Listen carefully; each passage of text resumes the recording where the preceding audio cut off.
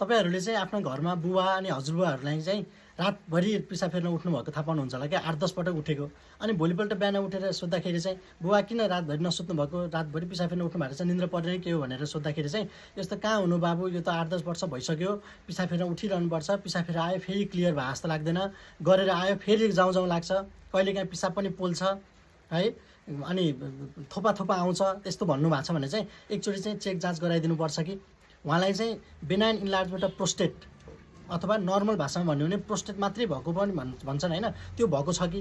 यदि यस्तो छ भने एकचोटि डक्टरकोमा देखाउनु होला। एउटा क्लिनिकल एक्जामिनेसन डिआरडी भन्ने टेस्ट, भिडियो एक्सरे र एउटा रगतको चाहिँ पिएसए भन्ने टेस्ट, प्रोस्टेटिक स्पेसिफिक एन्टिजेन भन्ने टेस्ट हुन्छ। यिनीहरू गरेर चाहिँ कन्फर्म हुन्छ क्या उहाँलाई बिपिएच भएको छ कि छैन भनेर।